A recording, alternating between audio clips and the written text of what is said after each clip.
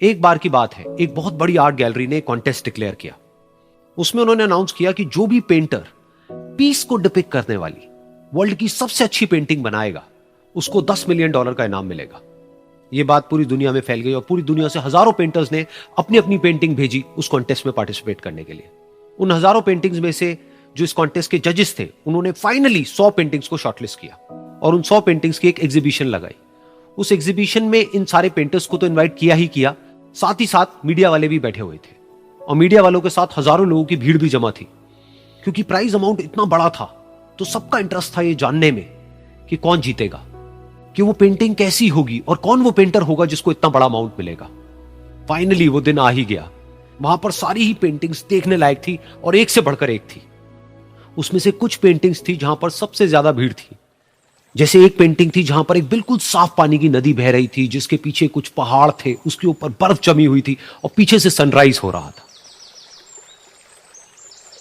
एक और पेंटिंग थी जहां पर पेंटर ने पीस को डिपिक्ट किया था फुल मून नाइट के थ्रू, यानी कि एक बिल्कुल पीसफुल लेक थी जिसका पानी बिल्कुल स्टिल था, इतना स्टिल कि उसके अंदर आप रिफ्लेक्शन देख सकते थे आसपास में जो भी कुछ था उसका, बिल्कुल एक मिरर की तरह। और बिल्कुल डार्क आसमान में कुछ तारे चमक रहे थे और एक चांद चमक रहा था। उसके अलावा एक पेंटिंग थी जिसमें बिल्कुल सफेद बादल थे, नीला आसमान था और बिल्कुल हरी हरी घास थी। यानी कि सारी ही पेंटिंग्स ऐसी जिसको देख करके ही मन शांत हो जाए। तो कॉन्टेस्ट बहुत ही टफ था क्योंकि सारी पेंटिंग्स एक से बढ़कर एक थी। तो जजेस के लिए शॉर्टलिस्ट करना कि कौन सी पेंटिंग बेस्ट है, that was very very difficult. लेकिन वो मोमेंट आ ही गया जब जजेस ने अपना माइंड मेकअप कर लिया और एक पेंटिंग को इन सारी पेंटिंग्स में से सिलेक्ट कर लिया और उस पेंटिंग को एक बड़े से कर्टेन के पीछे रख दिया। सामने वो सारे पेंटर्स बैठे हुए थे, मीडिया वाले थे और हजारों लोगों की भीड़ थी। सबकी क्यूरियोसिटी बढ़ती चली जा रही थी क्योंकि अमाउंट बहुत बड़ा था। लेकिन जैसे ही वो पर्दा हटा और सामने से सबने उस पेंटिंग को देखा तो सब हैरान रह गए। सब एक दूसरे की शक्ल देखने लगे। किसी को कुछ समझ नहीं आ रहा था कि एक्चुअल में हो क्या रहा है, क्योंकि वो पेंटिंग जो वहां पर दिख रही थी वो दूर दूर तक शांति को डिपिक्ट नहीं कर रही थी।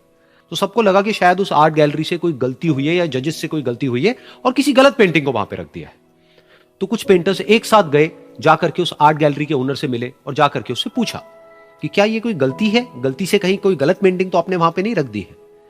तो आर्ट गैलरी वाला थोड़ा सा मुस्कुराया और बोला, नहीं ये पेंटिंग बिल्कुल ठीक है, जजेस ने इसी पेंटिंग को सिलेक्ट किया है और यही पेंटिंग आज की विनर है।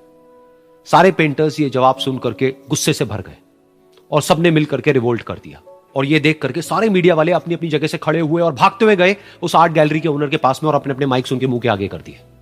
तो अगेन वो आर्ट गैलरी का जो ओनर था वो हल्का सा मुस्कुराया और उसने कहा कि मुझे कुछ बोलने से पहले एक बार इस पेंटिंग को आप लोग ध्यान से देखिए, थोड़ा पास से देखिए, शायद आपको कुछ ऐसा नजर आए जो दूर से नजर नहीं आ रहा है। क्योंकि आप सबने एक चीज तो देख ली कि इस पेंटिंग में आंधी है, तूफान है, चारों तरफ सब कुछ तहस नहस हो रहा है, आसमान में बिजली कड़क रही है, काले बादल हैं, ये सब तो आपने देख लिया। लेकिन एक चीज नहीं देखी कि इस पेंटिंग में एक घर भी है। उस घर में एक छोटी सी खिड़की है जहां पर एक आदमी खड़ा हुआ है। ध्यान से जाकर के देखिए, वो जो आदमी खड़ा हुआ है और बाहर देख रहा है उस घर से, उसके चेहरे पर कोई डर नहीं है बल्कि एक हल्की सी मुस्कान है, एक ठहराव है, एक सुकून है। और यही है शांति का असली मतलब।